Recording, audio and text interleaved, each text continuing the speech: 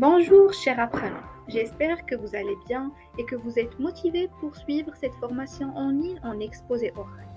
Cette formation répond en grande partie à des problèmes et des difficultés que vous rencontrez lors de votre expression orale en prenant la parole en public ou devant vos collègues. Alors, bienvenue dans cette formation qui va vous aider sûrement à pallier certains de vos lacunes en exposé oral.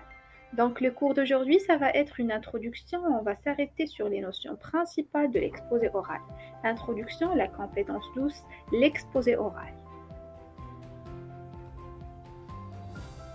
Les objectifs pédagogiques. Savoir définir la compétence douce, avoir une idée sur la compétence douce, la prise de parole, les axes à aborder, la définition de la compétence douce, la prise de parole et l'exposé oral. Tout d'abord, il est primordial de définir c'est quoi la compétence douce. Les soft skills sont devenus une nécessité pour réussir sa vie sociale. Une personne qui dispose d'un ensemble de compétences comportementales est sans doute une personne qui va gagner sa vie interpersonnelle.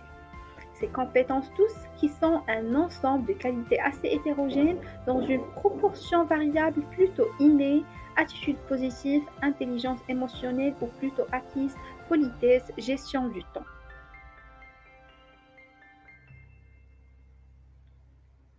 Maintenant que nous avons bien défini la compétence douce, on passe au sujet central de notre formation, la prise de parole.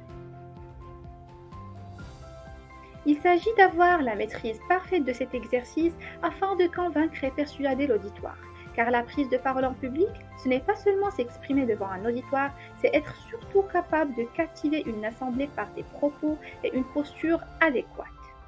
Qu'il s'agisse d'une réunion, d'une interview ou d'une conférence, toutes ces situations demandent un travail de son discours et des moyens de le faire passer par sa voix, par sa posture et par ses gestes.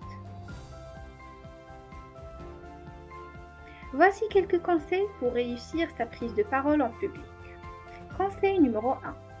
Le regard. Se positionner, regarder vraiment l'autre, être vraiment avec l'autre. Le regard est primordial. 2. La posture. La bonne posture consiste à garder le corps souple et placé sur son axe de gravité. 3. La respiration. Respirer va en premier lieu vous permettre d'écouter l'autre s'il vous pose une question. Dernièrement, l'articulation. Parler trop vite est un défaut courant lorsque l'on n'a pas l'habitude de prendre la parole. Attention. Définition de l'exposé oral. Avant de clôturer cette séance d'aujourd'hui, je vous annonce le sujet de la prochaine séance qui va porter centralement sur l'exposé oral.